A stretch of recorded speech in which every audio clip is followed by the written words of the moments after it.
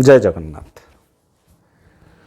तो चलिए स्कंद पुराण में दिए गए भगवान श्री जगन्नाथ जी के बारे में आगे की कथा हम सुनते हैं।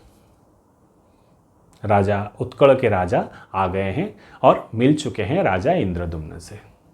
उत्कल के राजा बता चुके हैं कैसे एक भयंकर तूफान आया और इसमें प्रभु श्री नीलमाधव और रोहिणी कुंड दोनों गायब हो गए हैं।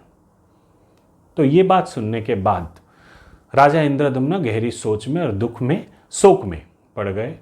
तो देवर्षि नारद उन्हें समझाते हैं, बोलते हैं कि हाँ ये सच है, प्रभु नीलमाधव गायब हो गए हैं, लेकिन वो पुनर्बार प्रभु श्री जगन्नाथ के रूप में दारू ब्रह्म के रूप में वहाँ पर फिर से प्रकट होंगे। तो कृपया शोक न करें और आगे चलते हैं। तो ऐसे सब लोग मिलकर आगे चलते हैं। तो उत्कल के राजा मार्ग दिखाते आए और उसी मार्ग पे अवंती के राजा इंद्रदुम्न और उनके सारे सामंत राजा उसी मार्ग पर चलते हुए आकर पहुंचे एकाम्र क्षेत्र। तब शाम का वक्त था। तो जब वो एकाम्र क्षेत्र पर पहुंच गए, प्रभु श्री लिंगराज का मंदिर है वहां पर, प्रभु लिंगराज वहां पर विराजमान है। तो दूर से घंटे की आवाज वो सुनने लगे, ताकि ऐसा प्रतीत हो रहा था कि अभी शायद भगवान का पूजा चल रहा है। तो ये सुनने के बाद राजा इंद्रदुम्न बोलते हैं देवर्षि से, देवर्षि ये शायद प्रभु लिंगराज का मंदिर है, प्रभु लिंगराज शायद यहाँ पर है। तो मैंने सुना है कि एक बार किसी कारणवश भगवान सदाशिव को प्रभु श्री कृष्ण से माफ़ी मांगना पड़ा था, प्रभु श्री नारायण से माफ़ी मांगना पड़ा। क्यों वो माफ़ी मांगे, मुझे थोड़ा इसके बारे में विस्तार रूप से बताइए और ऐसे ये भी बताने की कृपा कीजिए कि प्रभु लिंगराज यहाँ पर क्यों हैं और कब से हैं। तो देवर्षि नारद शुरू किए। ये बहुत दिन पहले की बात है। प्रभु श्री सदाशिव भोले हैं और ब्रह्मचारी थे तब, लेकिन धीरे धीरे समय के आते हुए उन्होंने माता गौरी से शादी किया। तो वो माता गौरी से ब्याह करने के बाद रहने लगे अपने ससुर गिरिराज के घर पे। वो अपने यानी कि माता गौरी के जो घर था, उनके जो पिता माता का जो घर था, वहीं पर वो रहने लगे। तो एक दिन किसी कारणवश माँ गौरी वहाँ से बाहर अपने घर से बाहर जा रहे थे और उनकी माँ अपनी कुछ सहेलियों के साथ अपने घर आ रहे थे। तो उन्होंने जब देखा माता गौरी को, ऐसे परिहास में उन्होंने बताया कि जब हमने शादी किए थे गिरिराज से, तब तो वो लाकर सीधे शादी के अगले ही दिन वो मुझे ले आए थे अपने घर।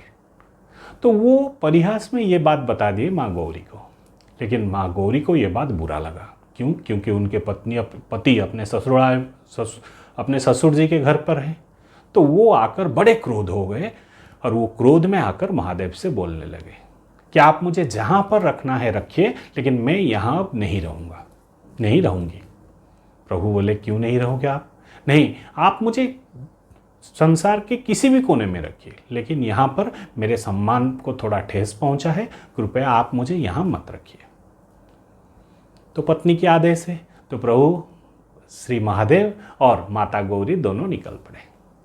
निकल कर आकर कहाँ पहुँचे न, वो आकर वाराणसी में पहुँच गए। तो भगवान सदाशिव विश्वकर्मा जी को बुलाकर बोले कि मेरे हिसाब से ये नगरी को तुम बना दो और मैं यहाँ पर विश्वनाथ के रूप में प्रकट होऊंगा और विश्वनाथ के नाम से यहाँ पर मैं रुकूंगा। तो वाराणसी हो गया विश्वनाथ, प्रभु श्री विश्वनाथ का धाम। तो वो प्रभु का प्रिय धाम था। तो समय के हिसाब से धीरे धीरे समय घटता गया और बहुत सारे राजाओं ने वहाँ पर राज किए। एक बार एक राजा वहाँ पर राज किए, वो वाराणसी पे राज किए, जिनका नाम था काशी। तो जब वो काशीराज महादेव के बहुत बड़े भक्त थे, वहाँ पर भी राजा थे, तो महादेव को प्रसन्न करके उन्होंने ये वर उनसे ले लिया कि मैं अगर भगवान नारायण से युद्ध करूं तो मुझे उनसे विजय प्राप्त हो। तो भगवान भी भोलेनाथ हैं, वो उन्हें बोल दिए कि तथास्तु। तो भगवान सदाशिव से वर पाने के बाद वो जाकर प्रभु नारायण को ललकारा कि आओ मुझसे युद्ध करो। तो तब प्रभु नारायण को सब बात पता चला कि क्यों वो इतना कैसे, किसकी बल पर, किसकी दम पर वो आकर मुझे ऐसे ललकार रहा है युद्ध के लिए। तो उन्हें सब पता चला। तो जब उन्हें सब पता चला तो उन्होंने अपने सुदर्शन चक्र को आदेश दिया कि काशीराज का मस्तक सर से अलग कर दो, सर अलग कर दो। तो वही हुआ, काशीराज का मृत्यु हो गया। तो ये बात जानने के बाद प्रभु श्री सदाशिव तुरंत गुस्से पे आ गए। तो अपने वाहन पर बैठकर अपने पाशुपतास्त्र और अपने धनु सब कुछ पकड़कर चले नारायण से युद्ध करने के लिए। गुस्से में आकर एक ही जोश में आ गए और जाकर युद्ध करने में पहुंच गए। तो युद्ध करने पर जब वो पहुंचे तब वो पाशुपतास्त्र का प्रयोग भी कर दिया प्रभु श्री नारायण पर।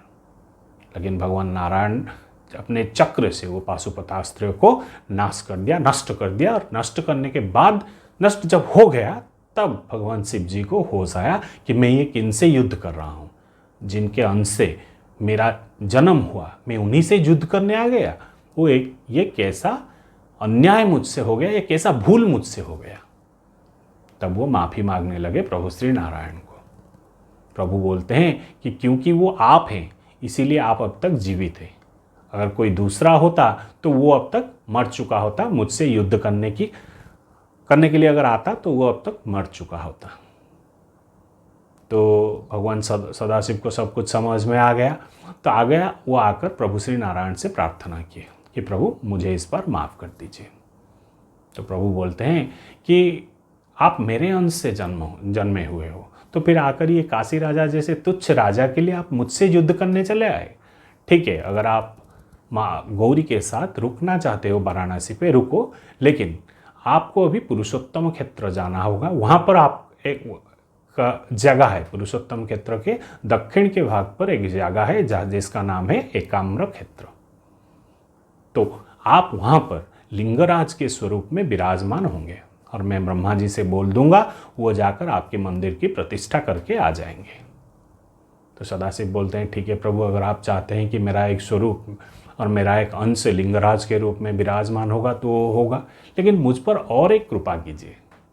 प्रभु बोलते हैं क्या ना, उसी एकाम्र क्षेत्र के दक्षिण भाग में एक जगह है जिसको हम बोलते हैं जाजपुर, यानी कि अभी इसको हम बोलते हैं जाजपुर, वो बिरजा क्षेत्र है। तो वो बिरजा क्षेत्र को कृपया आप ऐसा कृपा कीजिए ताकि जब प्रलय आएगा बिरजा क्षेत्र कभी नष्ट न हो, या फिर बिरजा क्षेत्र का कोई विनाश नहीं हो सके। भगवान नारायण बोलते हैं क्यों, मैं वहाँ पर जाकर बैठकर कड़ी तपस्या किया है तो वो स्थान मेरा है। तो क्योंकि वो स्थान मेरा थोड़ा प्यारा है तो आप उसे ये आशीर्वाद दीजिए कि प्रलय उसका कुछ नहीं कर सके। तो भगवान बोले तथास्तु। तो यही था प्रभु श्री लिंगराज का रहस्य, प्रभु श्री लिंगराज कैसे पैदा हो, कैसे यहाँ पर हैं। तो तब शाम हो चुका है और राजा इंद्रदुम्न, देवर्षि नारद और उत्कल के राजा जाकर पहुँचे प्रभु लिंगराज के पास। उनको दर्शन किए। जब वो प्रणाम कर रहे थे प्रभु श्री लिंगराज को, तब भगवान लिंगराज यानी कि सदाशिव खुद वहाँ पर प्रकट हुए। प्रकट होने के बाद इंद्रदुम्न को बोलते हैं तुम इस पृथ्वी में ऐसे एक राजा हो जैसे राजा कभी ना पैदा हुए थे ना कभी पैदा होंगे। तुम एक पुण्यवान महान राजा हो, तो इसीलिए तुम जाओ प्रभु श्री जगन्नाथ का प्रतिष्ठा करो। और वहाँ पर बोलते हैं देवर्षि नारद को कि नारद आप उन्हें लेकर जाओ, और क्योंकि आपको पता है कि नीलमाधव अंतर्ध्यान हो चुके हैं, और राजा इंद्रदुम्न को बोलो कि वो जाकर वहाँ पर प्रभु श्री नृसिंह का आराधना करें।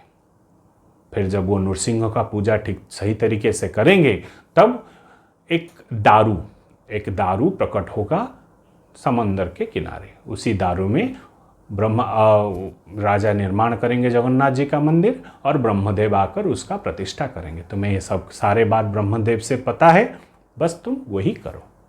नारद बोलते हैं जो आज्ञा प्रभु, मैं ये सब करने के बाद जब मैं लौटूंगा तब आपके दर्शन करता चलूँगा। तब महादेव अंतर्ध्यान हो गए। तब वो जाकर पहुँचे, पूरे राजा सब राजा जाकर पहुँचे बिलेश्वर और कपोतेश्वर के पास। दोनों महादेव हैं, बिलेश्वर और कपोतेश्वर। वहाँ पर जो अपने घोड़े हाथी सब लेकर आए थे, सारे सेना जो लेकर आए थे, सारे प्रजा भी आए थे, सब लोग वहीं पर थोड़ी देर विश्राम किए। तो ऐसी बार वार्तालाप चल रहा है। तब सारे मुनि ऋषियों ने जैमिनी से पूछते हैं, क्योंकि जैमिनी जी तो ये सब बता रहे हैं ना। अब आप बोले कि बेलेश्वर और कपदेश्वर ये दोनों कौन है महादेव के ये स्वरूप, वो कैसे आए? तो वो भी दोनों महादेव के ही स्वरूप है और महादेव के ही अंश है। तो फिर वो कैसे आए? तो जैमिनी जी उन्हें बोलने लगे। जैमिनी जी क्या बोलते हैं बेलेश्वर जी और कपदेश्वर जी के बारे में, वो हम सुनेंगे अगले भाग में। तो फिर आज के लिए इतना ही। इसी के साथ वाणी को विश्राम देते हैं। जय जगन्नाथ।